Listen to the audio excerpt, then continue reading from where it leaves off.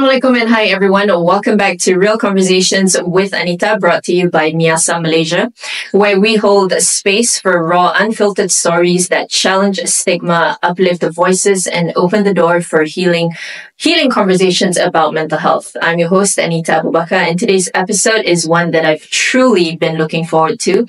We will be discussing on finding peace, growth, and meaning, where we are going to dive into a journey of struggle, faith, healing, and purpose with someone who brings light, laughter, and deep authenticity to every space he enters. So he is a household name in Malaysian media, vibrant, witty, and full of heart, and someone I consider a good friend. Thank you so much, Mr. Kieno Azman. Puan Anita, Assalamualaikum. Waalaikumsalam. It's such a pleasure having you. I'm so excited to be here. I think Puan Anita has been trying to lock me for the past few months. Yeah. Punyalah. Susah. Tapi faham, sibuk. Unlock. Kali ni Puan Anita, you datang, is take it or leave it. So, okay, I'm here now. But thank you for having me here. I'm so excited. Thank you, Kino. Kino, it's been so wonderful seeing you doing so much. Alhamdulillah. I have to say, baru ni we were talking tau, ada orang dia cakap, Kino sekarang ni banyak buat podcast, and also hosting and all of that. So I was telling this person, I said, to me, Kino ni as a host, he is so macam, you are able to hold the crowd. You're able to make people feel engaged. Walaupun kadang-kadang I datang lambat ke to the event kan, tapi you're able to make me feel included. Alhamdulillah. And I think that is your strength, Kino. So you have your own style. You are very genuine as well in your sharing, and I think that's also one of the things that I'm really looking forward to talking to you today. Thank you so selamat Hari Raya. Selamat Raya. Maaf Zahir Batin. Walaupun tak datang open house. Ya Allah, itu dia bukan hanya tak datang podcast belum ni. Open house wanita pun last minute ya. Time-time open house tengah hujan saya WhatsApp. Wanita atas datang. Tengah kerja lagi ni. I'm so sorry wanita. Melawak sahaja. Faham ni. Okay, so as you know, this is Real Conversations with Anita. So obviously conversations are real. Yes. Betul. So, kita nak dengar sikit sebenarnya tentang Kino yang kecil. Okay. So, if we can walk us down memory lane. Okay, now we know you as this. Yeah. Tapi Kino yang kecil ni macam mana Kino sebenarnya? Okay, Kieno Azman yang kecil tu lebih kurang dengan Kieno yang sekarang. In which, I've already been very talkative dari kecil. Okay. So, Kieno Azman sejak di umur 4-5 tahun tu, the weird thing about him is that dia tak suka bergaul dengan budak-budak umur dia. I see. So, I pergi kenduri family let's say ada macam family gathering ke, or like doa selamat, whatever ke. Cakap dengan orang besar-besar? I will go to my aunties and uncles, wanita. I will duduk and nak dengar wisdom daripada orang yang lagi tua pada I. Masya Allah. So, I think sampai sekarang, I pun banyak kawan dalam industri yang lebih berumur pada I. For example, Puan Anita sendiri. When I'm cakap berumur lagi? Lagi berumur pada saya. Okay. Lagi bijak, cerdik, bernas dan sebagainya. Sebab she has more wisdom. That's what I meant. Okay. Like, if you all tahu, I dengan Puan Anita ni, I tend to WhatsApp her about the most random things that go through my life tau. Salam Puan Anita, sorry for bothering. Tapi I want to ask you for your opinion because I love talking to people yang lebih matang dan lebih banyak pengalaman dalam hidup. And that has been me since I was small. So I don't know what is the psychological explanation behind that. Mungkin Puan Anita dah tahu sangat dah. I tahu. I dah study orang macam ni sekian lama mungkin kan. Tapi that has been me since I was small. I love and I like entertaining. Sejak kecil, my grandfather would be macam, Kieno, tolong nyanyi lagu nasyid. Macam tu. So, I would go in front of the family. Nyanyi juga. Nyanyi lagu ni. Yang apa? Dimulakan dengan Bismillah. Sudahi dengan Alhamdulillah. Betul. So, that was like the main song my late grandfather would love to hear me sing every time I balik kampung. Kita tak dengar lagu tu kan? Lama sangat. Faktor umur you all. Kita berdua. Kita bukan semuda janji dengan tengok ni tau. Aduh. So I've always been very bubbly, very cheerful, very talkative. And I've always been surrounded by orang yang lebih matang dan lebih berpengalaman dalam hidup. Tapi memorable experiences mungkin, masa kecil? Wow. One of. Memorable experiences, I think masa kecil, I dah start mengasyara sejak kecil. Serius lah. Masa sekolah rendah dan sekolah menengah. Sekolah punya event lah. Sekolah event. I volunteer masalahnya. Oh. No one saw my potential at the time. Okay. Contohnya Hari Guru. Okay. Setiap tahun Hari Guru is still hosted by cikgu tau. So like there's a certain teacher akan mengacara. I remember this. Masa I tak ingat I darjah berapa atau form berapa. I jumpa cikgu yang in charge tu. I cakap, cikgu, boleh tak saya nak mengacara Hari Guru? Hah? Tak pernah lagi student mengacara. You buat performance apa boleh lah, tapi mengacara tak boleh. I said, please cikgu, saya nak try. So saya tak tahu malunya volunteer jadi pengacara. So diorang tak boleh cakap no lah kan? They said no. Because I said, siapa kan tak bayaran ke apa ke, kan saya nak buat free je kan. Ever since then, my interest for hosting started. I see. Yeah. So Hari Guru was your first one? It was my first one. The next year, did you do it again? The next year, aku tak dipanggil balik lah. Aku punya kontrak tak diperpanjangkan untuk tahun-tahun selepas tak itu. Tak di-renew. Tapi I was very ambitious, Jack and Cheese. But as soon as I discovered I like to talk, I started studying pengacara-pengacara terbangsa. Contohnya Ryan Seacrest. Yes. American Idol punya host kan. You know, I like him. Really? Coincidentally. Betul. I used to follow Ryan Seacrest a lot. Sebab kan I was in the US for so long. Oh, yes. And, so Ryan Seacrest hosted a lot of different things. Kan dia start from one thing. Yeah. And then he ventured to different things. So, I always had this, orang kata, perception about him. Sebab dia ni he's well-read. Yeah. Kan, and he's also very worldly in the sense where dia bukan saja terhad kepada entertainment. Betul. And he can talk about a lot of different things. Yeah. And also dia ni business-minded. Oh, yeah. So you can see his growth daripada situ. So I think this is one of the things that bila tengok, you are actually inspired by Ryan Seacrest. Yeah. So tell me about that. You know. Okay, so kisahnya, one day I was watching American Idol dalam bilik my parents tau. But I didn't care pasal nyanyian contestants. Betul, I'm like, lantang kau lah, you sedang contestant, aku tak kisah. Oh, Ryan Seacrest kid. I'm macam, oh my god, this guy is like sharp, Betul. pakai suit ni hello. Dia natural kan? And he's natural. Yes. And he gets paid for talking. Betul. So saya sebagai seorang yang banyak cakap ni kan, saya macam, oh my god, ada job rupanya yang boleh membayar kita untuk bercakap. Betul. So I remember, tak ada TikTok, tak ada IG apa semua lagi.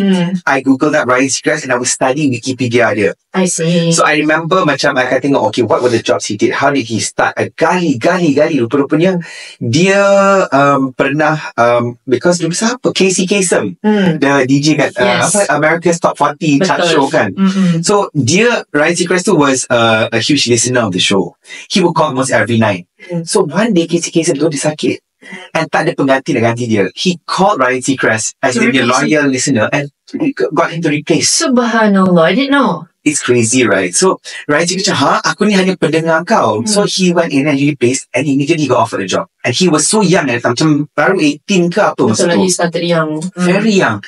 So when I read about all these success stories by all these huge people in the industry, I like kita inspirasi tau. Betul. So I told myself, I want to be the busiest man in show business kat Malaysia. I remember telling myself that. Satu sekolah tahu yang dia idol I told every teacher, every student, I nak jadi macam Ryan Seacrest. Dia kata, can you dengar benda dah banyak kali dah. And there were people who even told me, it's never going to happen. They told that to me. Even dalam kalangan family sendiri macam ni. You know, pengacara Ryan Seacrest, dream on bro. Tapi for some reason, I rasa macam Allah really kentalkan jiwa I because I didn't care what people said. I did not care. Terasa tu mungkin ada. I remember a close friend in school. He said this to me, bro, kau nak Ryan Seacrest, perangai je lah kau. Like he said in front of my face. And I went home, I cried. I was like, my God, maybe my ambition is too much, it's too high, apa semua tu. But alhamdulillah, I just kept going. And I do not regret doing that. Have you met the friend? Sekarang lain cerita Puanita. Wait, aku tengok kau all the time bro. Aku bangga gila dengan kau. He hugged me years ago. He was like, wait, aku bangga dengan kau. And nasib baik I bukan jadi penendap pun. You know, to me like, we were much younger. Betul, budak-budak. Cuma you will never forget words that people say to you. Never. And you're probably an inspiration for him. Most likely. He probably tells everyone that he knows you, that we were friends, kind of thing. Mungkin kan. Jangan salah maafkan you. Okay, tak salah. Okay, thank you. So what about challenges, daripada kecil? Because we know, you're very open about your challenges and struggles. Yeah. And we know challenges and struggles ni bukan bangun pagi terus ada struggle. Yeah. Something must have happened along the way. Yeah.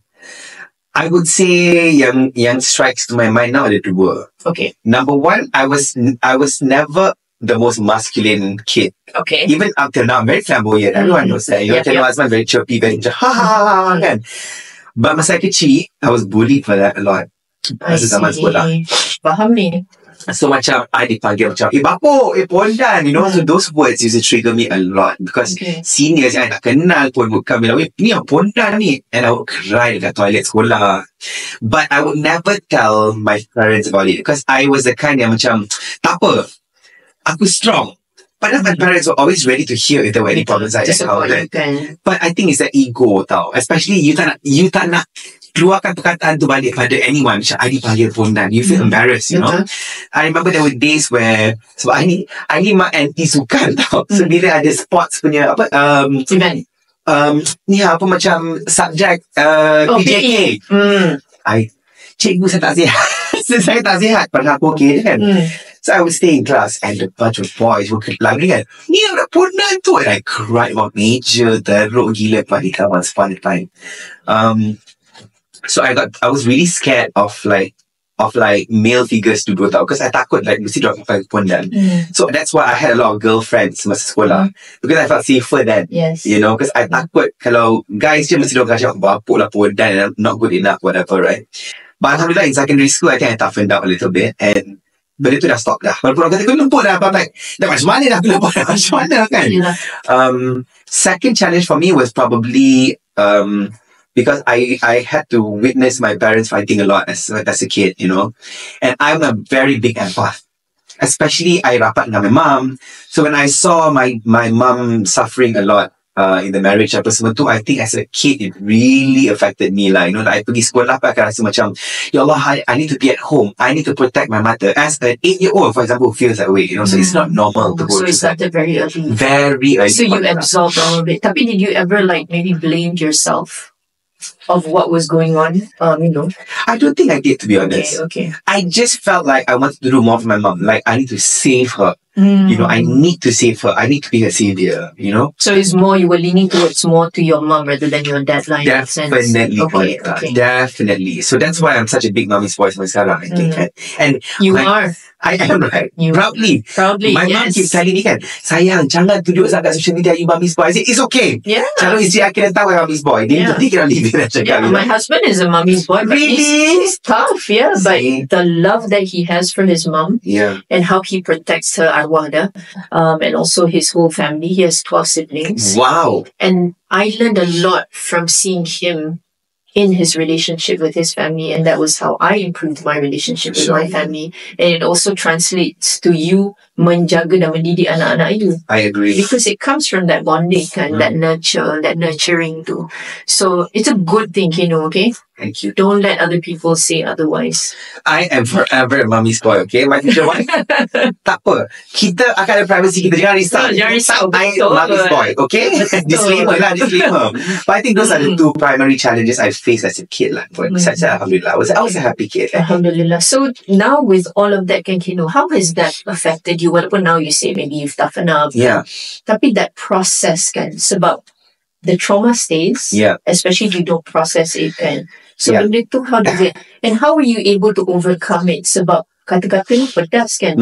And as a kid, you don't know how to, kita tak tahu nak process, kita tak tahu nak channel. And like you said, you simpan. And maybe you didn't want to burden your family ke, ataupun like you said, nak ulang balik benda tu pun rasa berat kan. So who was your maybe support system masa tu as a child ke? Good friends? The teachers? Yeah, I was very close to my teachers. But for some reason, I never opened up pasal my problems that I was being bullied. But that's what I'm doing at anyone now.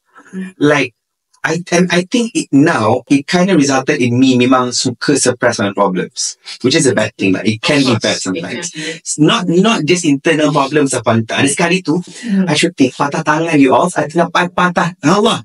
Timer. Okay, dah habis masa dah. I remember shooting drama dengan my aunt 2 years ago. Situ I kena tumbuk. Masa I jatuh, tak salah landing. So my wrist masa tu. But I didn't know that I punya wrist patah masa tu. Walaupun dengar prak tu. You seorang dengar ke semua orang dengar? Everyone heard.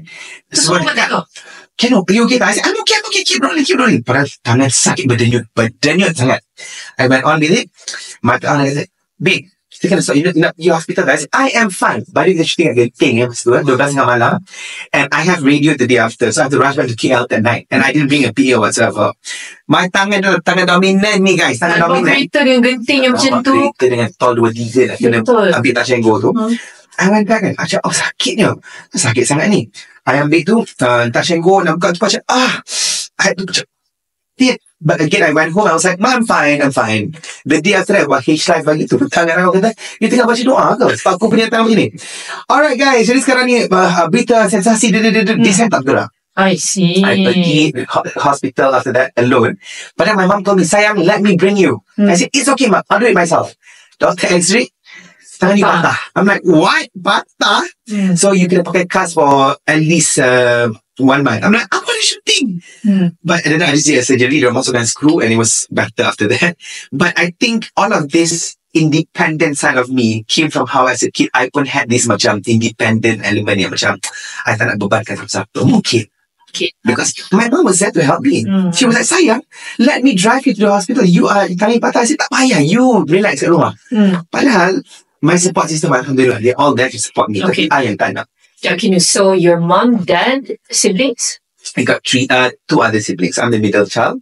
I have a sister who's 30 and I have a younger brother who is only 60. Okay, your brother is the one who's dalam content. Yes. Your sister tak ada dalam content kan? My sister duduk kat France. Dia, no wonder. She was a GPA scholar. Then dia dah kerja kat situ apa semua. So jarang dapat jumpa dia. So you don't go visit her? Dulu rajin juga pergi. Sekarang ni she comes back once a year. So she's coming back next month insyaAllah. MasyaAllah. Tak pernah tengok. Tak ada kan dekat your IG ke apa tadi, tak pernah tengok. Kalau you scroll bawah-bawah ada. Jarang. Kau macam we'll go for family holidays once a year. Macam last year kita pergi Istanbul together since it's closer to her. So I brought the family to sana kat Istanbul. Tahun ni she's coming back here. So macam tu lah. MasyaAllah. Okay, Kino. Now, before we end segment 1 ni. Okay. So you spoke about being bullied and everything. And I think bullying is still a conversation that we don't talk about enough. Especially openly. Walaupun kita tahu, okay, our project last year, remember? Bila kita buat Kaplah High Council contoh. Yeah.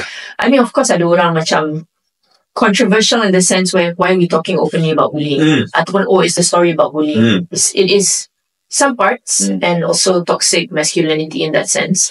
But truth be told, bullying ni sebenarnya banyak sangat berlaku.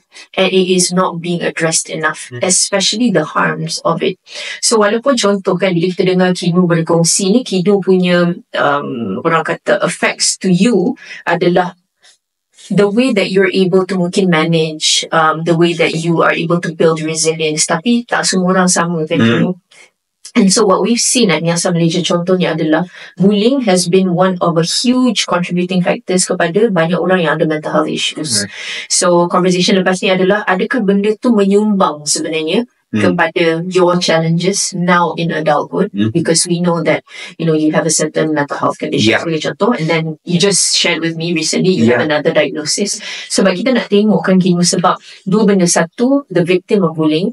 Dua adalah pembuli itu sendiri. Because people don't just wake up to bully other people. That is so Something must have happened to the person, to the child, yang menyebabkan dia berbuat begitu.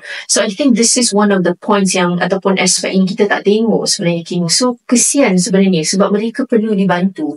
So more things need to be done in the society level of course, tapi dekat sekolah, parents having these conversations with children feeling safe to be able to talk about it, and untuk merasakan bahawa mereka bukan beban. Because through and through kita selalu dengar budak-budak selalu cakap benda ni, pointer saya tak nak bebankan mak ayah saya. But you're a child, you're a teen. Ibu bapa lagi worry if you don't tell us.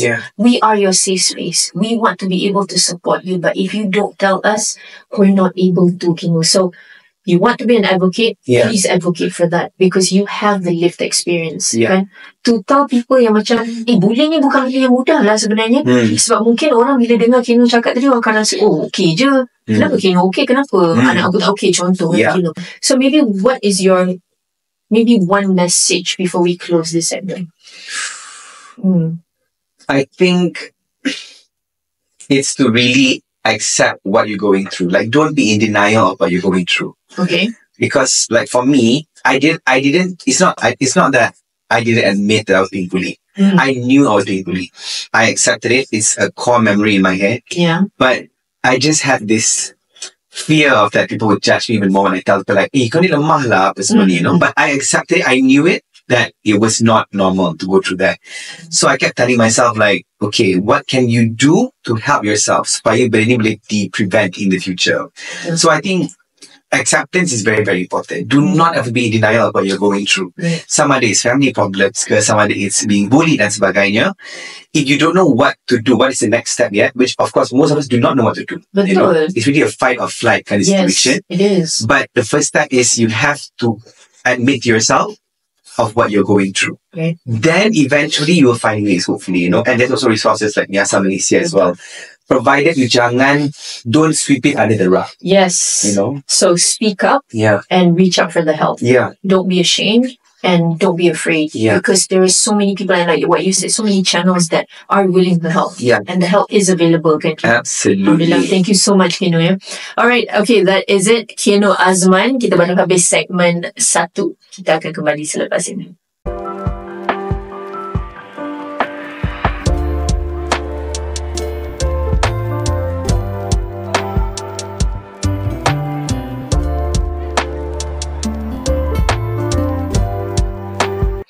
Kino, now you have been very open about your challenges, your struggles, and you're also very vulnerable though, even as a host, which I like. You think so? I think so. In what way? Je nak tahu juga ni. Sebab bila orang berkongsi, you are able to relate and resonate, and Kino tak malu untuk nak tunjuk your emosi.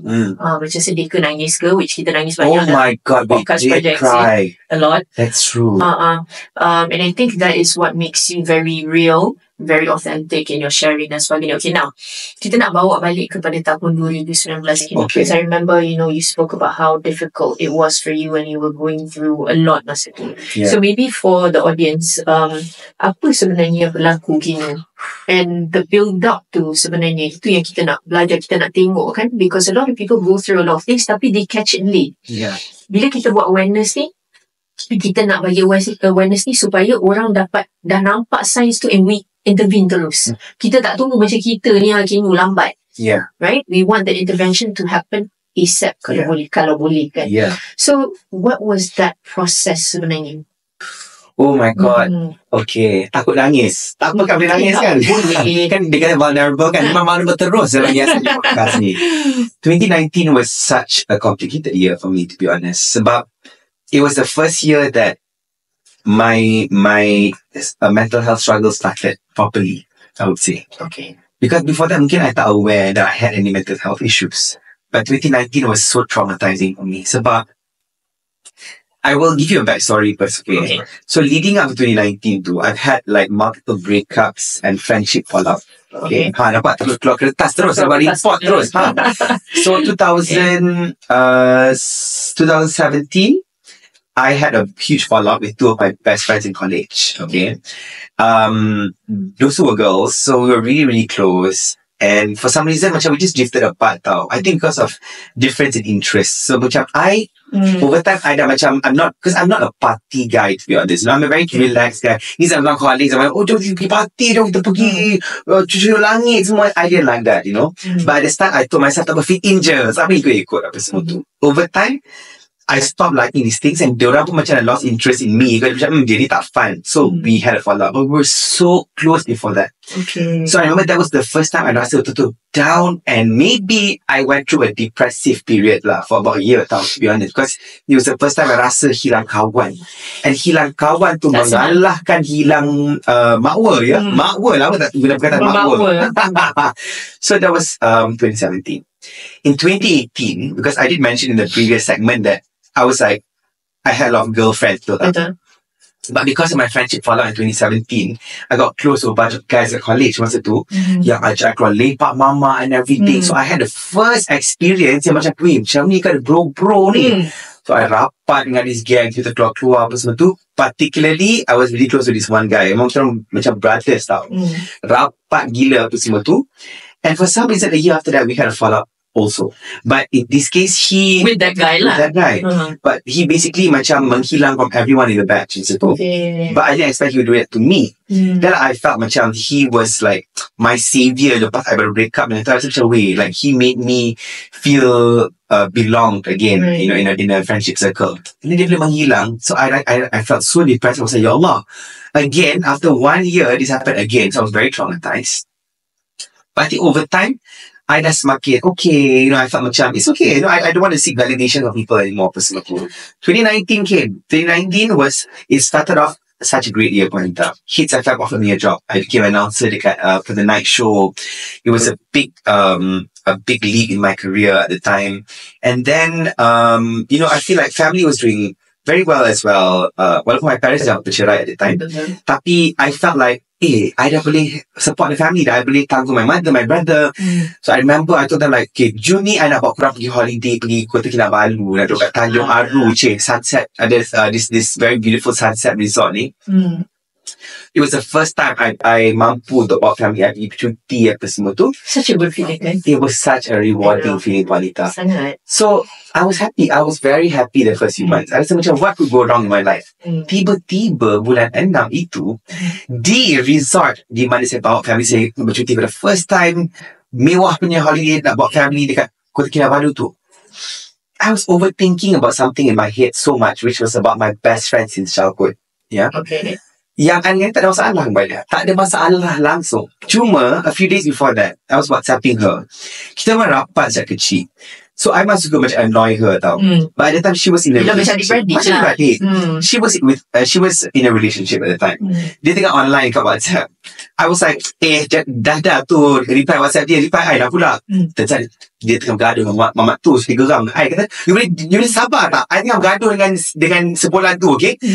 I automatically thought, oh my God, did I just ruin this friendship also? Can you imagine this through a WhatsApp? But it's a trauma response. It's a trauma response that I didn't know of at the time. So the thought kept lingering in my head. Dia macam, oh my God. Then I lost people in 2017. I lost people in 2018. And now my best friend yang I never thought I would lose is like angry at me, and maybe I've also ruined this friendship. So dekat Kota Kinabalu tu, view punya lah, cantik, buka sliding door tu, laut. You can feel the wind and everything. It was a beautiful resort. My mom was happy, my brother was happy, but I was not happy. That first night dekat KK tu, while my mother was sleeping soundly, my brother was snoring, at the side, I terbangun pukul 12 tengah malam, berpeluh lencur. Padahal dekat bilik hotel, aircon sejuk gila. Ya, betul. What am I going through? Kenapa berpeluh lencur ni? Takut macam heart attack kan selalu. Memanglah heart attack. My jatuh laju, I tak pernah rasa selaju itu. Now I was like, oh, what's going on ni? I just texted my friend. I said, I don't know what's happening. Oh, maybe you're just like having a panic attack. Panic attack? What is that? I was like hyperventilating. And then the next thing I remember, I tengok my phone, dah 4 pagi, means 4 jam, I bertarung macam tanpa henti. And I was like, Ya Allah. And lepas tu, I look at the side, my mom was snoring, my brother was snoring. Macam, what is this? Apa ni? But at the back of my mind, it was this constant racing thoughts that I will never have friends again. I see. That's when I knew the trigger was my kawan punya tu lah.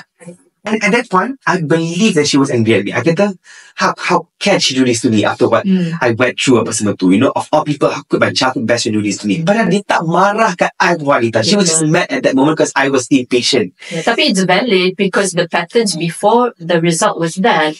And everyone told me, why not you just have a conversation with her? But you know, it was so hard because my 2 friendship breakups before that, it all got worse after you had the conversation. Like in 2017, I remember feeling like these 2 friends of mine were drifting away. And I want to talk about it to them, but I takut. But when I did confront them, I'm menangis macam orang gila. Macam, you guys marah kat I kan? They were like, no, Keanu, sumpah tak. As soon as that happened, the friendship died. 2018 pun, after I had a conversation with my friend, I said, you are being a jerk to everyone kat turun batch apa semua. Dia nangis kat I'm so sorry, aku banyak masalah. It's me, I need to fix myself. Boom, hilang. So I think that trauma response was so strong that I told myself, I cannot talk to her, but if I do, she's going to leave me too, like for good. It's going to make it real, you know. But it was really bad, Juanita, because that panic attack led to me having insomnia yang chronic sangat. Lepas tu balik KL, I tak boleh tidur. And I had fear of sleep. I macam, kenapa ni? So I told myself, I burn out. Kenapa semua ni? Tapi from that panic attack tu, sorry, tapi from that 4 hours that you were battling tu, Then what happened? Like, how did you... Macam it just went away? It just went away slowly. Betul. Okay. But then you had that fear kan? I'm sure you I developed had that fear every second after that. Takut it will come back. Betul. And then I had 2 more days of my holiday at the time. So imagine, dah lah. Tak boleh enjoy lah kan? I enjoy. Tapi I tak boleh nak balik my family because like, I don't want to ruin their mood. So I was just like carrying that weight in me and benda tu semakin berat, right? Balik KL tu, I remember telling my boss, because my boss from HIT, so she studied psychology tau. The one that I met tu? Priya. Yes, Priya. So I told her, and I don't know when I told her, I'm nangis. I'm like, I don't know what's happening to me. This has never happened. And she was like, whoa, listen, you need to see a therapist. I said, no, this is not a therapy thing. I just don't know what I'm going through. Dia bagus, dia tak memaksa. She was like, it's okay, take your time, apa semua tu. And she even gave me leave. Dia kata, don't come to work 1 week. Dia kata, you take off. It's okay. We'll get someone to cover you. I really appreciate things that my boss did for me. Dia memahami. Didn't downplay my feelings or whatever. I told my mom pula lepas tu, my mom kata, mungkin kita pergi acupuncture. Kita pergi acupuncture. Kalau kena zen ni, tak boleh tidur wanita. Racing, tak still. Saya kenapa ni? Tapi acupuncture helps tau sebenarnya. Does it help? Yeah. But it didn't help me. Betul-betul. I mean, depends lah kan. Yeah, that's true. It helped me. Really? I did acupuncture a lot. I tak boleh tau. I ada asyik kenapa ni tak boleh. Jarum tapi tak rasa apa-apa. Selain bersakit di situ sikit. And then baru I told myself, you know what, Keanu, maybe this is a mental health condition. Just meet a professional. Were you knowledgeable about it during the time? I knew of friends who went for therapy and to a psychiatrist. So I had some awareness about it. Okay. But I just never thought I needed it. Like I you never thought it would never be you kind of thing lah kan? Yeah. So over time I macam, you know what? Nothing is working. Just go. So I remember going to see a therapist first masa tu, which was a terrible therapist. But the first therapist yang tu teruk. Dia cakap apa? Just close your eyes. Imagine right now, would you want your parents to see you like this? I was like, no. Exactly. So stop feeling sad. Dia bila stop feeling sad, aku bayar RM350 dekat therapist dia. Geram betul. And then I ingatkan masa keluar tu macam lega gila, nangis banyak ni mesti hilang. Tak hilang you all. Terus lagi teruk lepas tu. So I met a psychiatrist. And my psychiatrist, which I'm still seeing till now, it's been 5-6 years already. At the time of course, it's not easy to diagnose you with anything. Of course. So they have to keep trying different things. And the thing about mental health, you cannot x-ray your brain or whatever. You cannot instantly get, this is what's happening to you. So they bagi Xanax to calm myself down. I took it, but it didn't really work. My sleep was still affected and everything. Maybe that was more for your panic. So I think so, to calm my nerves. And then over time, it just didn't go away. I kept struggling, and my intrusive thoughts jadi pasal benda-benda lain-lain pula tiba. Dekat hits, I tercakap benda salah kat sama. I was like, oh my God, I think this person hates me. And that's when I knew my friend is not actually angry at me. It's my mind making up all these situations. Pattern dia sama tu, Pattern dia sama, dia repetitive. Betul. So that's when I told my psychiatrist, I said there's something bigger than this. I'm sure it's not just general anxiety. So he diagnosed me with OCD, but this is after 2-3 years of me seeing him. Betul. So this is OCD thoughts. Intrusive thoughts. Thoughts. So dia banyak jenis. So satu bila orang dengar OCD, Obsessive Compulsive Disorder, orang selalu ingat ni macam hygiene, basuh tangan, kaki, cek pintu dan sebagainya. Tapi OCD ni ada pelbagai. So yours nampak macam thoughts. Dia macam datang and tak boleh stop tau. Betul. And then you become compulsive. Yeah. Tapi your compulsion, what was it? My compulsion was constantly checking conversation between me and that person. Betul. To tell myself macam nothing's wrong, right? Nothing's wrong, right? So when my doctor explained to me this is how OCD works, obsessive, you have the obsessive thoughts. Compulsion is like you do something repetitively to make yourself feel better. Betul. And calm yourself to calm the obsessive thoughts. So that's what I continuously did. I akan baca baik conversation. Kan kita okay. Aku seorang gila tau. Macam, see, yesterday I call I kan. Takkan dia marah dengan I. But still at the back of my mind, this person hates me, you know. That was not normal. And I don't want to live like that anymore. Betul. It's not easy, by the way. It was so hard, to be honest. Even when it comes to my work, contoh I tengah mengajar sesuatu, and I felt like, oh my God, I don't think I did that well in my hosting today. Automatically I rasa I'm not a good host. Tak ada client akan ambil I lagi aku semua tu, you know. So when my doctor diagnosed me with OCD, he said you have to start taking OCD meds, and he prescribed me Prozac. Okay. I was not hesitant at the time. At that point, ada macam, Alhamdulillah, I ni bukan seorang yang anti-medication. Okay. Of course, siapa je nak terus makan meds. I tried multiple methods before that and nothing worked, you know. Right. So at that point, I was like, look, aku ada tanggungjawab sebagai seorang anak. Aku ada tanggungjawab sebagai seorang pekerja. Betul. I have a lot of responsibilities. So, me taking medication is me being responsible to myself and to everyone around me. Because if I cannot function well, I cannot function as a son. I cannot function as a brother. I cannot function as a host. And all these things are all on my shoulders, you know. So I remember taking it and it gave me relief after some time. And that was when I started accepting that, okay, I have a disorder. So the doctor diagnosed you with OCD and then you took the medication. Yeah. Tapi selain daripada tu, what helped you?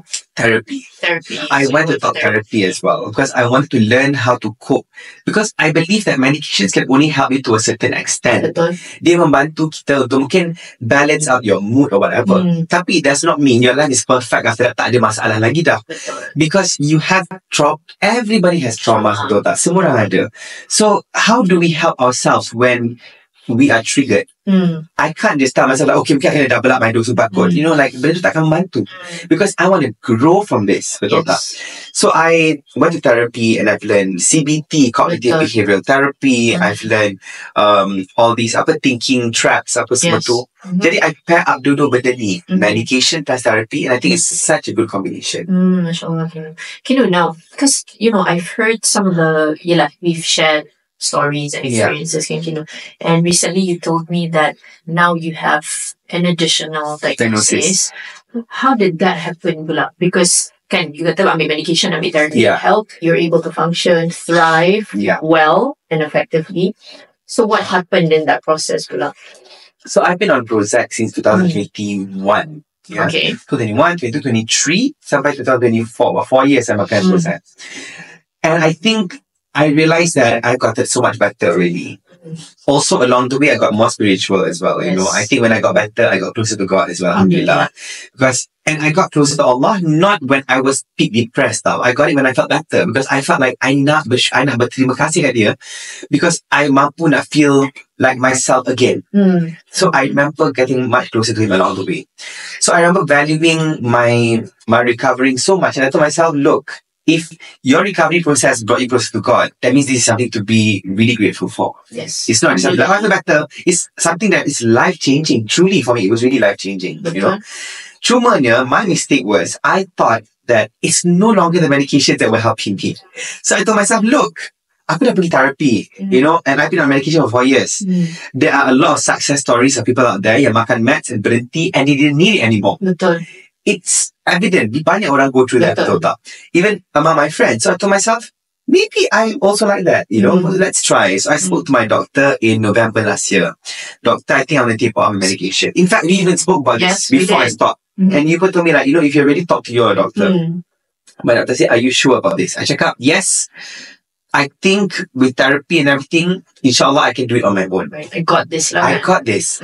Because I dah dapat tools. Yes. Kan? Ini bukan hanya, okay, aku dah makan 4 tahun ubat ni, mungkin saya dah okay dah. My chemicals automatically balanced. I'm talking pasal the coping mechanisms I've developed. I stopped it. 2 months later, the intrusive thoughts came back, Wanita. In the same way that happened in 2019. And you didn't know how to overcome it? I could not. CBT pun tak boleh bantu I, Wanita. And I macam, lemah sangat ke aku ni? My friends semua dah berhenti ubat 4-5 tahun and okay. You know, even you have told me as well, like, you know, pick up exercising and stuff. And I was like, yes, I try to go out. I exercise. I do my 10,000 steps. Jaga makan and everything. I don't cook myself up in the room that much apa semua tu. But the thoughts were too much, Wanita. I dah macam, macam terapi dan ubat tak pernah membantu. It's as if that happened. Yes. CBT. I remember that one of the biggest triggers was my family and I pergi Penang for New Year's tahun ni. And then benda kecil dia Wanita. Kita nak masuk kereta, nak masuk Grab. Okay. My brother was behind me, so I left the door open. Instead of him coming through that door, he went through the other door. So I was like, hello, I dah buka pintu. Kau kena tahu sini. Like, as if my brother automatically, I rasa macam, oh my God, my brother's going to hit me for saying that. That's not normal. Of course. I dah macam, and automatically I went through a depressive spiral. Right after that, I rasa macam, oh my god, I just ruined my relationship with my own brother for saying that. But I okay je. But you had the conversation with your brother, kan? I did after that. You did. So I dah macam, oh my god, I cannot be walking on eggshells again, Anita. Betul. Dah 5 tahun tu, I rasa macam I boleh hidup macam orang biasa. And now, I dah macam kerja macam, what am I going to say to this person? What if I say to Pak Anita, depan ni akan trigger me? Everything becomes calculated lah in that sense. And I don't want to live like that. Of course. So I told my doctor, I think it's not working. So he said, you got to start your medication balik. But guess what? Second time around, ni ubat did not work as it did before. I dah macam menyesal, Puanita. That time I went through a spiral of blaming myself. Kenapa aku berhenti ubat? I even texted you at that time. I was like, Puanita, I don't know why. And I told myself, mungkin it takes time to adjust and maybe it's taking longer. Betul. Because antidepressants ni bukan jenis yang kita makan macam Panadol. Betul. Okay, makan 2-3 hours later, I feel good. But ini makan masa. Yes. Either weeks or months for some people. Betul. But every day felt so bad, Anita. I balik daripada umrah masa tu. I couldn't get out of bed. I told my manager, cancel tonight the event. Why? You never cancel the event before. I said, I'm not well. Because I sebelum ni, demam macam mana sekalipun, I akan telan selalu buy apa semua tu, injection ke apa ke, I will go. Because I love my job. Betul. At that point, I tak nak jumpa seorang manusia pun. That's when I knew, something's not right. Something's not right. Padahal I've been taking medication dah 3-4 minggu dah ni, you know. So I met up with my doctor. My doctor said double up the dose. I dah macam, no, I baca online, forum-forum ni kata double up dose sekali lagi teruk. So scared apa semua tu. So he paired me with a mood stabilizer. Okay. And I said, why you give me a mood stabilizer? You know, this is for like schizophrenics ke atau bipolar ke. And that's what I thought lah. Then dia macam, listen to me. I know what I'm giving you, okay?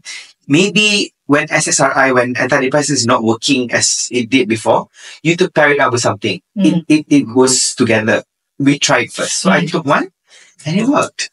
Tapi it's an ubat tidur. Betul. So I mengantuk gila. The next morning pun bangun groggy gila. I had second thoughts really about this. I dah macam, I need a second opinion. I found another doctor in another hospital. And turns out this doctor gave the exact diagnosis as my first doctor. So he kind of confirmed his diagnosis. Okay. Cuma as I was telling him, he started asking me about my episodes. Like when I'm down, what do I go through? When I'm really high, what do I go through? So I told him everything, and he said, look, I know I need to see you more than, because it was the first time you put Dr. Baruni. I know I need to see you more, but I can confidently say that, yes, you have OCD. Your obsessive thoughts are definitely OCD, intrusive thoughts, but you also have bipolar disorder. And I was like, I have bipolar disorder, but I tak marah. Okay. I was not dismissive. I was relieved. Because to be honest, Juanita, It made sense, kan? It made sense why Allah Ta'ala had to put me through that relapse period. Betul. Because had I not gone through that, I would have found out about this. Because to be honest, memang sepanjang my Prozac journey tu, I have had a lot of mood fluctuations. But I thought it was normal. I thought, well, at least I'm not having my intrusive thoughts. Tapi mood tu kadang-kadang low gila, kadang-kadang high. I thought myself, tak apalah, okay kot. Ternyata, the Prozac has only been helping me with my OCD, but not with bipolar. So that's why the new medications have been helping both. So I'm more stable. Alhamdulillah. So now I rasa macam, ya Allah, to find your right diagnosis ni, kadang-kadang it takes a lot of time. But it's very freeing once you are diagnosed. And if you betul-betul dengar cakap doktor you. Because I am someone yang akan mengikut treatment plan. I tak akan skip ubat dan sebagainya. Because to me, you cari naas kalau you skip because we want to be functioning, we want to be Yes. able to do what we are supposed to be doing. Yeah, so now I'm happily and proudly diagnosed with OCD and bipolar disorder, and I'm not ashamed to even admit that anymore, because I want people to also know, with the right treatment plan, you are able to live normally like a normal person as well. But it betul. takes time and patience, you know. Betul. So it was liberating lah in that sense kan for you. I love ke point. Lepas tu sujud syukur. I pergi surau kat hospital tu. I mean, thank you. But sekarang baru aku faham kenapa Allah had to put me through that relapse yang teruk sangatnya. When I was going through that relapse, I questioned him. I said, apa salahku? Apa salahku? You know? Because at that stage, masa tengah relapse tu, I nak sembahyang punya berat pun. I'm questioning. Sampai I felt so weak. And I kept questioning him at the time. I was like, when I was healthy, did I ever take you for granted, ya Allah? I prayed, I tried to do my sunat prayers, my sunat puasa and everything. And why would you do this to me? But in hindsight now, I I apologize for ever thinking that way of you. Kita manusia kan. Betul. But now I understand kenapa I had to go through that. Allah had to make me question all of this to know that, oh, kau ada diagnosis, kau ada disorder lagi satu rupanya. And it's nothing to be ashamed of, right? Betul. Kinu, thank you so much for sharing that. Now, your hijrah kan, sebab you mentioned hijrah banyak kali, and then also Kinu dah buat podcast with Fuel tu. Congratulations, by the way. Thank you so much. I think that's such a privilege to be able to be a host of such a Islamic, and then interviewing renowned, oh my god, scholars kan, Mufti Meng, Alhamdulillah. Alhamdulillah. Tapi nervous tak sebenarnya duduk dengan dia orang? Nervous sangat wanita. To be honest, Mufti Meng lain tau. Mufti Meng, he has such I love sweet energy tau. Dia bagi kita rasa comfortable kan? Dia sangat. Masya Allah, how are you? Macam, alright, that's so sweet. Numan Ali Khan pula, jadi saya macam, okay, let's just get the ball rolling. So, macam takut gila, you know. But all these people have played such a huge role. Intimidating gila. And it's an American thing. I think like that would know. You know, like, American New Yorker. Ni macam like, don't waste my time. Let's do it, you know. But Alhamdulillah. I mean, they no nonsense line. Straight to the questions, to the content in that sense. Okay. So your hijrah ni, bila hijrah ni berlaku, and what does hijrah mean to you? Sebab kalau perempuan hijrah, mungkin pakai tudung hijrah, kan? Tapi sebenarnya hijrah is way more than that. So untuk lelaki kita tak nampak kan, perempuan ni senang nak tengok sebab dia pakai tudung contoh. Tapi untuk lelaki ni, for you, macam mana? By the way, that's such a good way to put it out. And I got to see before I answer your question, Ken, I got to tabik with the women because it's not easy to be in your shoes. Because lelaki ni kan, you pergi masjid, orang kata nak, dia dah berhijrah dah. Betul. Perempuan could go through so many stages of hijrah. For example, dah tak tinggal sembahyang. Yes. You know, tak tinggal puasa, banyak berzikir dan sebagainya. But just because you tak pakai tudung, orang kata you tak berhijrah lagi. Betul. It's very challenging to be women. Because men, we do not have this external garment to put on to show why aku dah berhijrah. So it's harder to be women, to be honest. You might go through 10 things in the hijrah journey, but not the tudung, and people say like, you are a terrible Muslim, you know. It's not easy being women at all, to be honest. For me, my hijrah started in the year 2021. I think I was already on Prozac at the time. Bulan Ramadan. I felt calm. My mind wasn't racing with thoughts. And I macam, ya Allah. Senyap wanita. And I rasa macam, before this aku kena berlawan, you know, macam every second felt like an hour, macam cepatlah berlalu because this is too much. I just want to sleep, you know. But now I felt macam tenang. Kat tengah azan Zohor, masa tu dalam saya, Allah, bila last sembahyang ni? I took my wudu, I did my solat Zohor, and I remember in my last sujud, I cried. I cried my heart out because I was like, thank you, ya Allah, kau bawa aku rasa peace ni. I thought I lost forever. Because you know, when you are in that challenging state of being depressed, you feel like you'll never be better. Just like when we're sick, tengah fever, we won't feel like, oh, it's okay, aku okay. You akan rasa macam, ya Allah, siksa ni, aku siksanya. So apatah lagi bila tengah depressed like crazy kan. So I remember thanking him, and then after that I just felt like I wanted to get close to him continuously, you know. So that's why I love it when I hear this there's a hadith that says that if you go through something that is challenging but it brings you closer to God, itu bukanlah punishment, tapi itu adalah a blessing sebenarnya. But if you get a lot of things in your life but it makes you distant from him, that is the real punishment. So bila fikir balik, I needed to go through that depressive period for a long time, like sakit sangat, because benda tu yang membuat saya dekat dengan Tuhan. So honestly, I bersyukur sangat-sangat. You know, I wouldn't do a do-over in my life, like, oh, I wish I didn't go through that, because that thing made me closer to God. And what hijrah means to me at this stage of my life really is finding a purpose in life. Because previously, I never really had a pillar. You know, I was macam like, let me just live my life, whatever. Tidur, bangun, and then, okay, what's next? Okay, yada. But now, it's more solid in my life. You know, I feel like I want to start my day with him. And my day with him as well.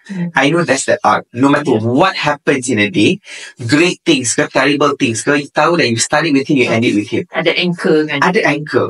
So it gives me a purpose, you know, and I rasa macam tak melayang macam tu, you know. Dia tak tersasar lah keluar landasan mana pula. And I believe that hijrah, for the most part of it, is really about correcting ourselves and trying to better ourselves as individuals. Inward kan? Inward. You know, it's not about telling people like, you guys are doing things wrong. Korang patut gini-gini. mean? Itu secondary.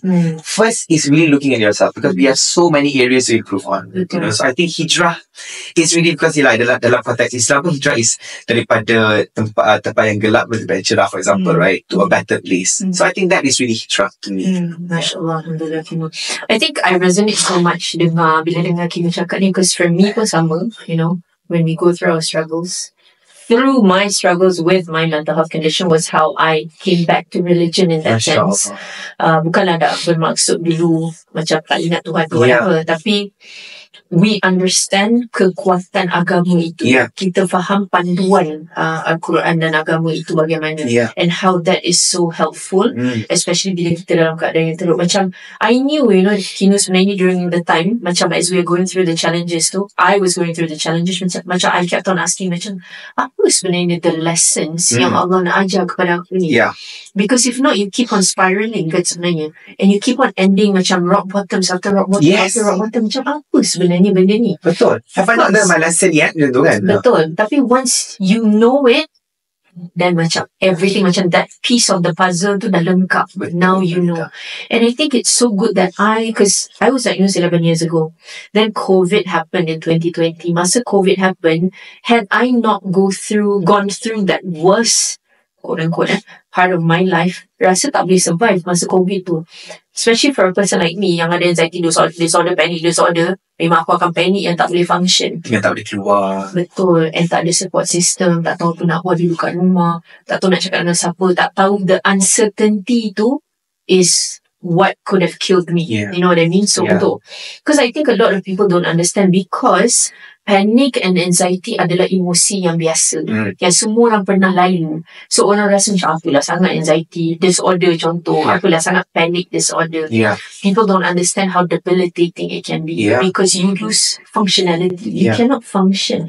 Macam like what you said now, I want to pull that thread. Kenapa tau Kino? Because even for someone like me, thoughts ni bila dia banyak, sometimes I panic tau. Because dia kadang-kadang random. Kita kenapa aku fikir macam ni sebenarnya? Kenapa?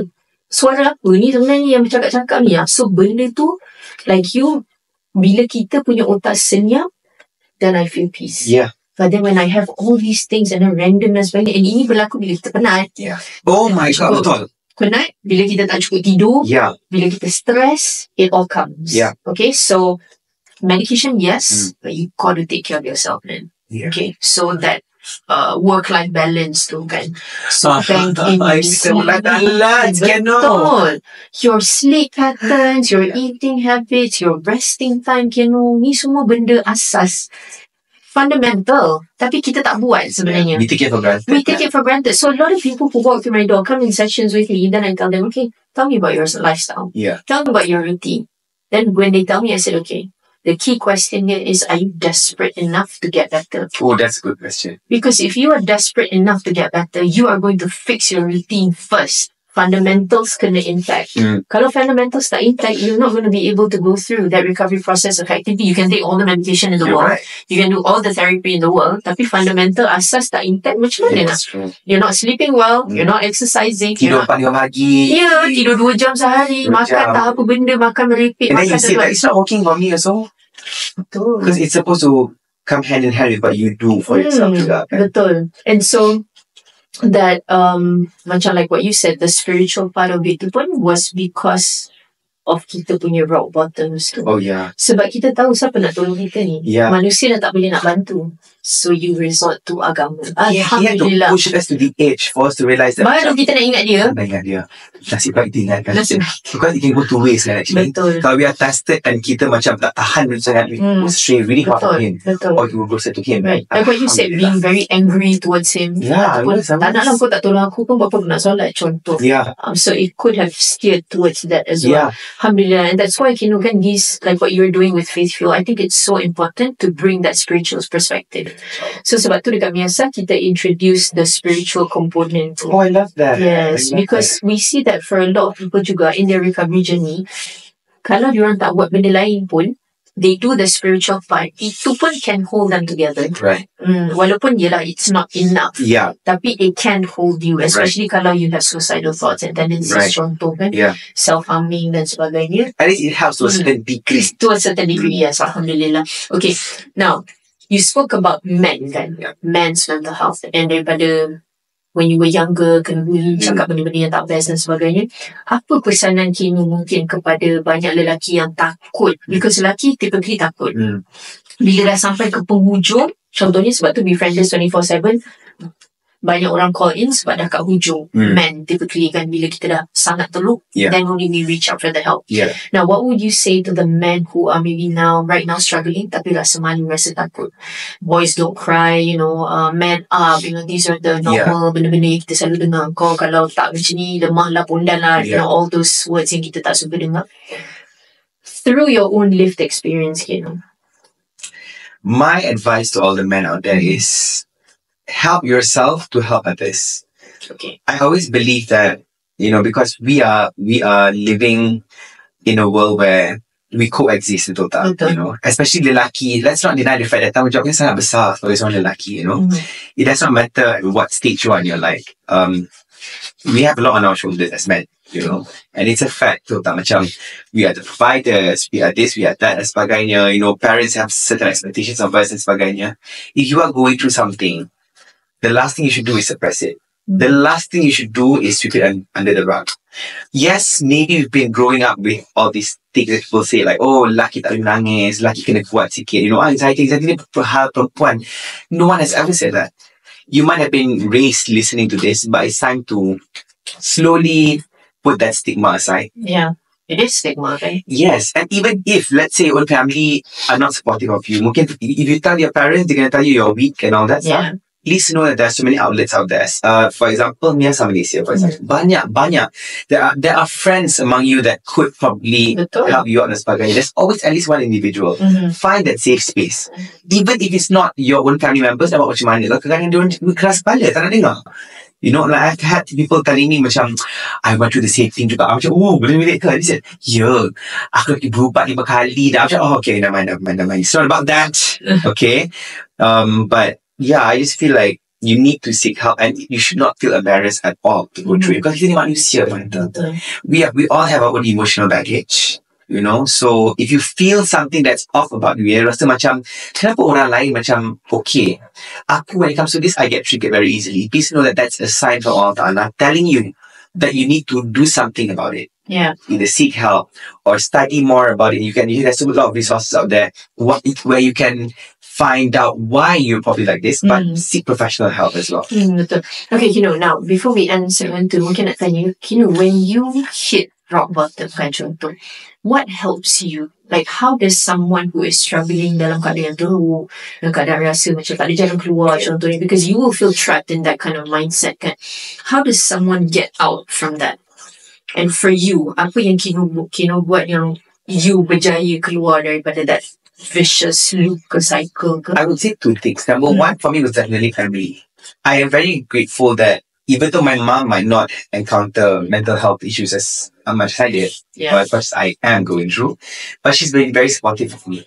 When I went through my insomnia, even masa I relapse insomnia, teruk tak tidur. My mom and I tidur kat bilik, dekat ruang tamu kat depan tu. She wants to be next to me. So we opened the sofa bed together and she would just hold my hand masa tengah tidur because I knew I was so scared. I nak tidur, I takut wanita.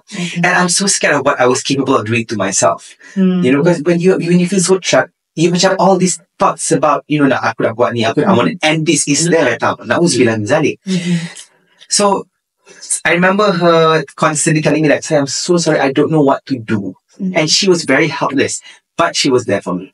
She held my hand, dia kata, jom kita tengok movie kat depan together as long as I'm not alone, So I think we should all find a safe space, be it a friend, be it your parents, be it your sibling, be it your uncle, your auntie, You play gang surau, for example. Like, I even have a best friend from my surau who I cried to once. I get like, aku tak tahu saja apa yang terjadi balik. He never knew pasal my OCD or whatever. But I told him after that. And he just hugged me. He said, I'm so sorry. I don't know what to do.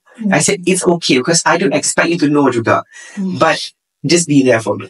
Because I remember you told me macam the next day, you said, Afanita, I went to the surau. I feel so much better. Was that the time? Yes. Yes? Yes, betul.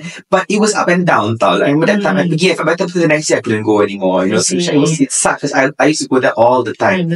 So I think for me, it was really finding the right safe space because to be honest, even sekarang, my father doesn't know because Your father doesn't know? Well, He doesn't listen to all this that you do? I takut dia tak faham. About mental health sangat, you know. So, but to me, macam tak apa. I don't want to dwell upon that. Like, okay, mungkin my father tak faham, let's find someone who does. And my mom does. So, like, kadang-kadang kita ni macam like, nak macam mana, bapa aku tak faham. Nak buat, kadang-kadang you have no choice but to find someone else. Betul. Just cari, you know, obviously the best people in the world will be your family. But if it's not the case, you kena cari orang lain, you know. Daripada you just dwell upon it. Nanti boleh tahu your next depression trigger pula. Now I'm depressed because my family is not listening to me pula, you know. Because the key is to find help total. That was one. And second was really spirituality, you know. I think I made a lot of dua.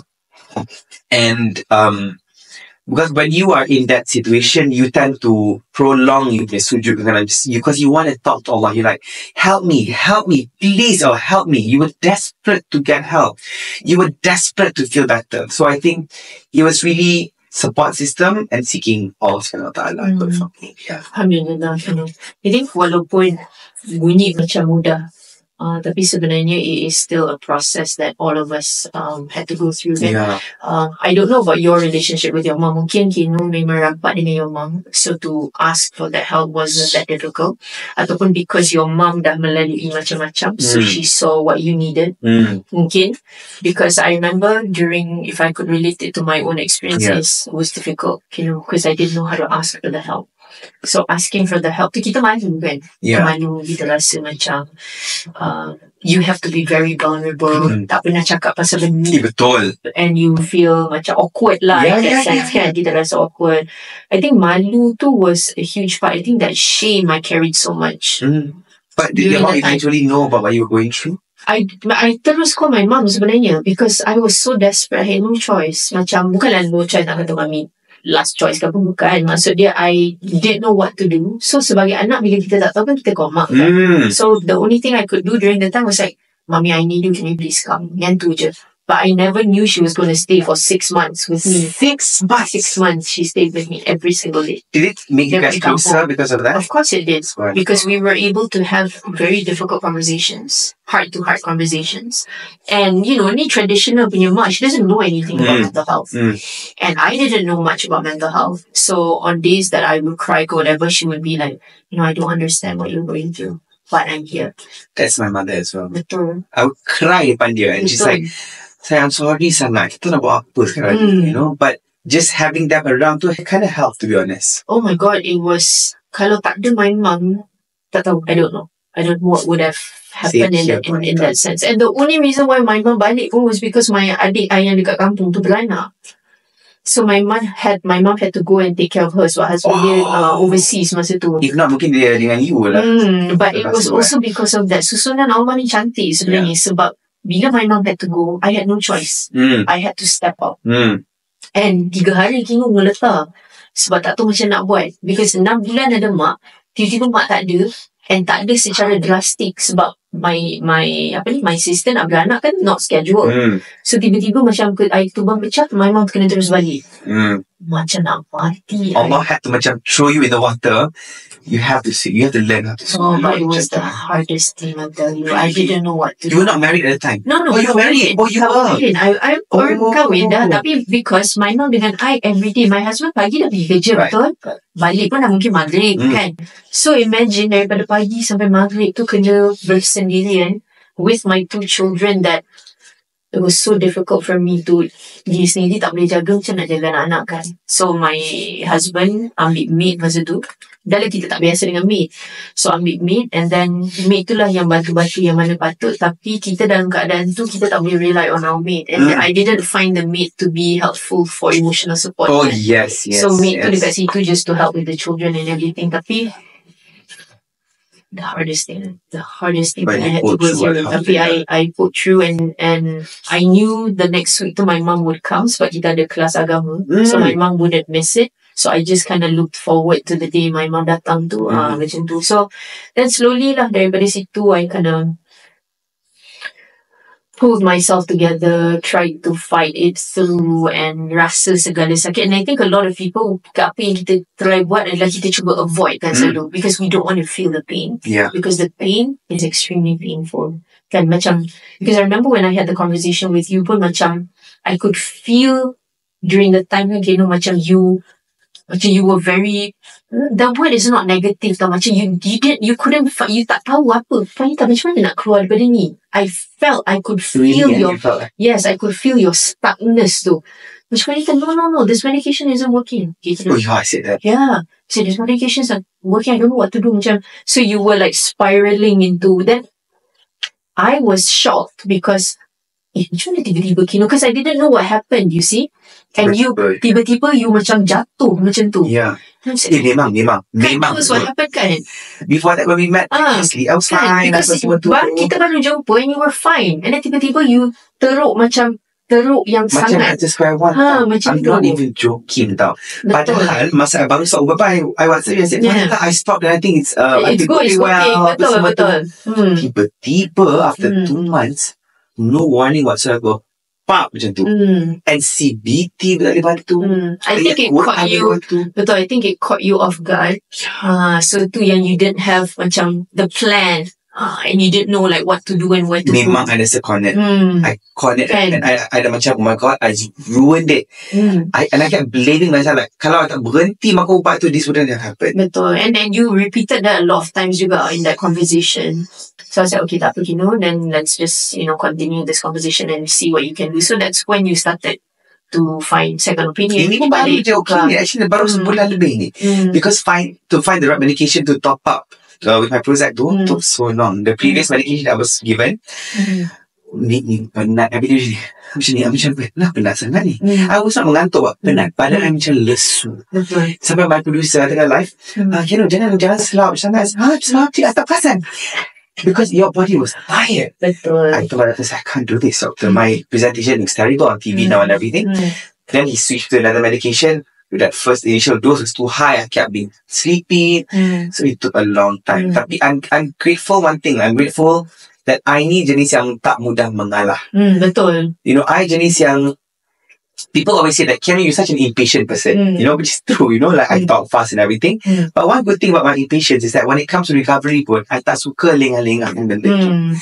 If I feel like I'm going through something, especially mentally, right, I'm not going to be like, tak apalah, nanti okay lah tu. Like, I will give it some time first. But if I realize that with my own help, it does not do anything, find the next thing you can do. Betul. You're action-oriented lah. I believe I am.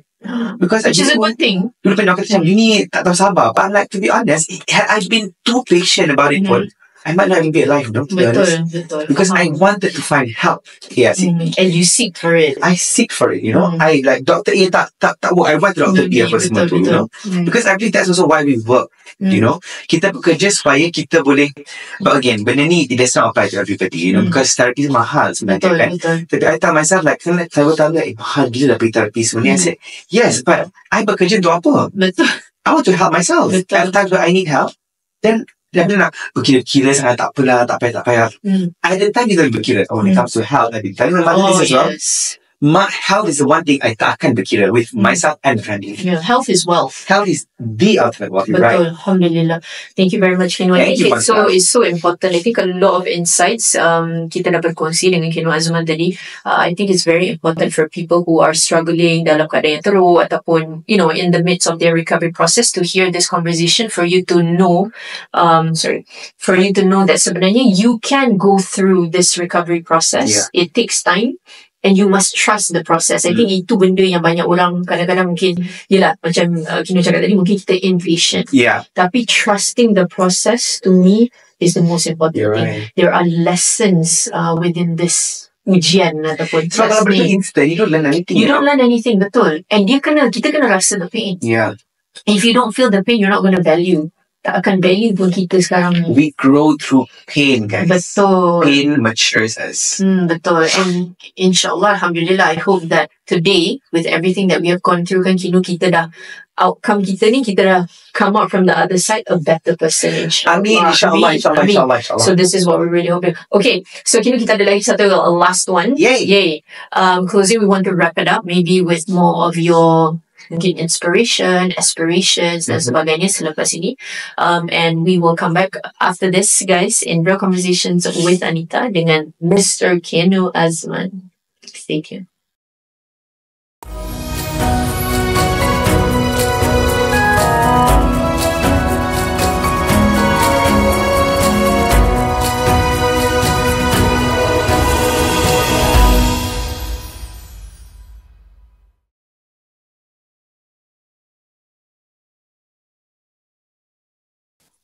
So, Kenu, thank you so much. You've shared a lot. Very, very happy. I think it's extremely insightful. InsyaAllah. Hopefully, orang semua boleh belajar sedikit sebanyak daripada pengalaman Kenu. Especially. Kenu, now, tadi Kenu dah berkongsi 2019, very difficult, etc. Now, if you can go back to 2019, in that time, where you were struggling dalam keadaan yang vulnerable dulu, mungkin tak tahu apa yang berlaku, all your intrusive thoughts dan sebagainya, what would you say to that Kenu? I would tell him that this is just temporary. You know, there's a lot of things that you still don't understand. And it's not you. You know, it's not you, it's really your condition. That you will find out about years later. But you have to be very patient in this process. Yeah, because I remember beating myself up a lot in that time, you know, wondering like, what did I do so wrong, you know? Maybe I shouldn't have done this, maybe I shouldn't have done that, I should have been very sensitive and all that. But to be honest, it's fated to be that way, you know. We're all destined to go through things that we go through in our lives, you know, and whatnot. So I want to tell him that it's gonna be okay. And years later, you're gonna be stronger and more mature and more emotionally smart. And you're going to help more people out there who are in need. I would watch all these movies yang, you know, show pasal depression and stuff. And I'm like, oh my God, this is an American thing, I guess, you know. But it has made us more empathetic as well. I say that's the biggest gift sebenarnya. I mean, other than going back to religion, yes, the biggest gift is empathy. Yeah. And bukan saja empathy towards people who go through mental challenges, apa-apa benda pun. You're right. Kita punya empathy level ni sangat tinggi. And I couldn't relate to orang punya struggles before that. Oh my God, me too. Dulu lah macam, kesiannya, dia kena macam tu. But now I'm like, that is heavy. That is heavy stuff. And it's not easy to go through it. Betul. Oh, masyaAllah. Alhamdulillah, thank you, Kenu. Okay, now you are an inspiration for me. Amin. Kepada the young people, okay, what would you say to them? Because young people ni orang selalu panggil macam contoh, snowflake generation, tak resilient, tak kuat, mudah sentak, go through difficulty, nak berhenti, you know, all these different things. And we see this happening a lot. And there's a lot of evidence to also support ni. Yeah. So, apa yang Kenu nak katakan kepada generasi baru mungkin untuk mereka lebih resilient, lebih kuat, you know, and how can they better prepare themselves? To the younger generation, I know that for some reason, the older generation always blame you for whatever you're going through right now. For example, like, itulah you all ni banyak sangat spend time dengan phone, dengan social media kan dah jadi macam ni.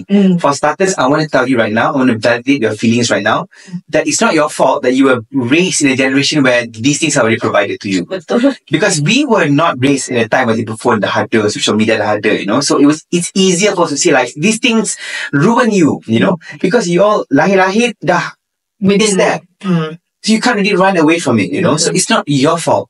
But it does not exempt the fact that all these things can cause more mental health issues. Oh yeah, it can be extremely detrimental. Very.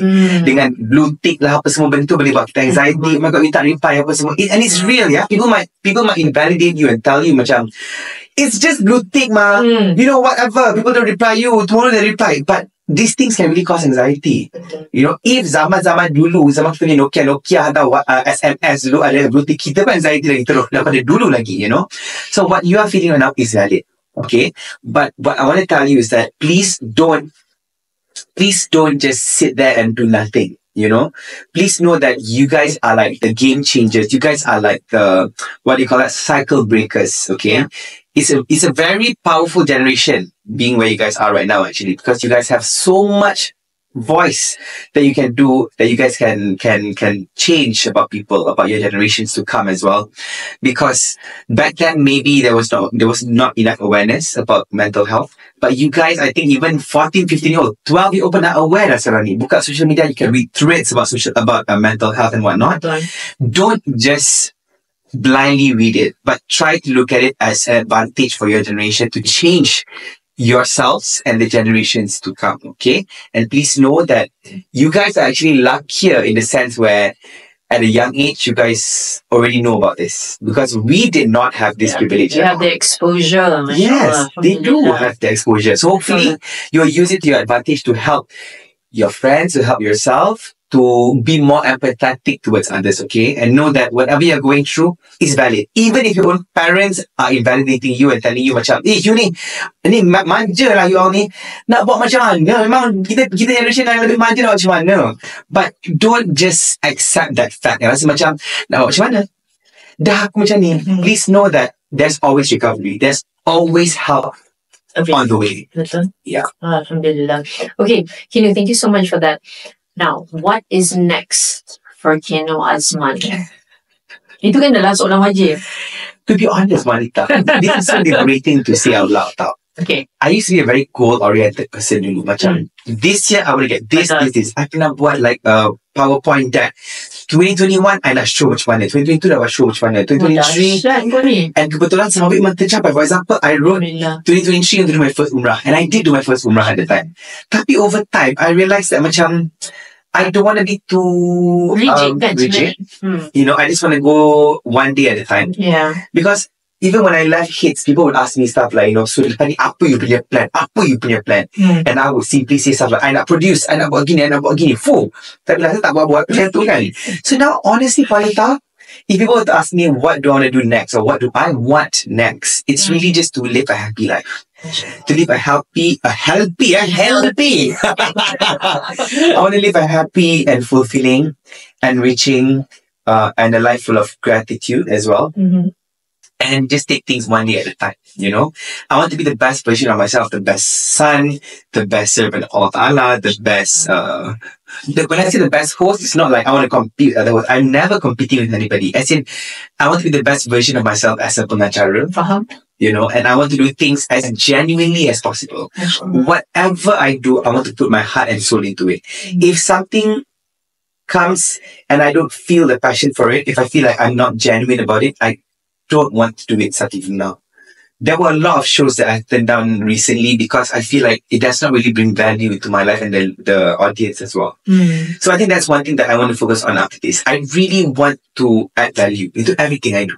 But I guess as you age, you have different set of priorities. And I'm starting to feel that already. I value conversations. I value jobs yang membawa value. I value intimate conversations over dinner rather than like a huge bunch. So I really want to live a happy and fulfilling life. I think that's so interesting. So, I remember when we wanted to invite you for the International Stigma Conference. Oh, yes. I was like, okay, just give it a shot. Tapi I didn't know whether you wanted to do it, kan? Right. So when I asked you, I was like, Kino ni kan nak invite kan mahal pula. Lepas tu tak tahu dia nak buat ke tak. I love doing it. Yeah, and then when I said that, when I asked you, and then you were like, immediately, yes, Wanita, we do it. I'm like, oh, okay. My priority is the substance of that job. Betul lah. That is how it should be sebenarnya. And I'm grateful that Allah has blessed me with like enough jobs untuk kelangsungan hidup di keluarga. Because I'm not a heavy spender. You know, when I bekerja dan sebagainya, I tell myself, this is untuk family, untuk savings, dan untuk sedekah. Those three things kena ada. So while that is already there, then I want to focus on things that I can simply do voluntarily, you know, that I want to do. Even if the pay macam like, sekian-sekian je. I'm like, no, actually, things like this benefit more than the paying job sometimes. I'm grateful that I'm at this stage of my life and this stage of my mindset. MashaAllah, Alhamdulillah. Thank you so much, Kino Azman. Thank you, I think there's so much that you shared. I'm so happy that finally sampai juga ke konti Miasa Malaysia ni.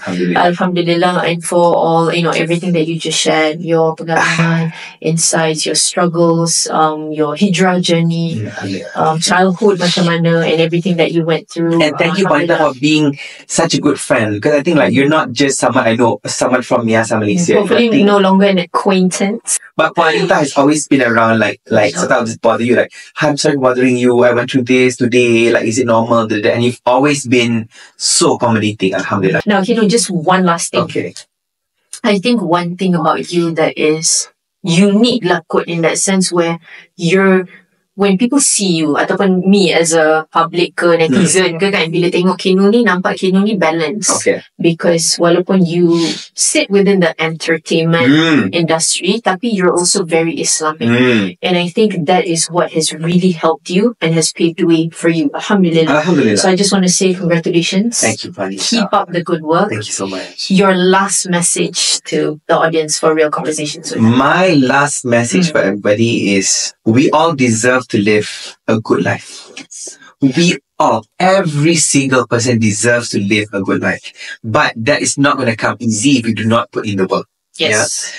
There's no such thing as like, oh my God, that person looks so happy. Mesti dia blessed, dia bangun, tidur terus happy dan sebagainya. Believe me, looking good takes effort. Feeling good takes effort. Every tiny thing takes effort. Every tiny thing requires our inner initiatives, inner effort. So please, if you believe that yourself, you believe that you deserve a good life, if you're ever facing any form of challenges, especially mental challenges, please find ways to get out of it. Well, we had this discussion. We can never like fully heal the benda-benda, but we can definitely manage these symptoms better.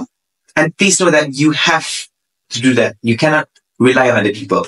You can have 10 people in a room telling you like you need to get better, but if you don't believe that you need to get better, nothing is going to happen. Betul. And I want everyone to live a good life. We all deserve that, inshallah. Inshallah. Thank you so much. Thank you, Panita. Always a pleasure. Thank you so much for having this conversation. For being with us at Real Conversations with Anita, for being vulnerable, as always, for sharing your story, alhamdulillah. And of course, to the audience, thank you so much, guys, for always supporting us at Miasa Malaysia in our podcast, Real Conversations with Anita. So catch us every Wednesday. Pukul berapa, Kino? 6 p.m. y'all. 6 p.m. via Spotify and also YouTube, Miasa Malaysia, inshallah. So take care, everyone, and please take care of one another. Bye, guys. Assalamualaikum. Waalaikumsalam.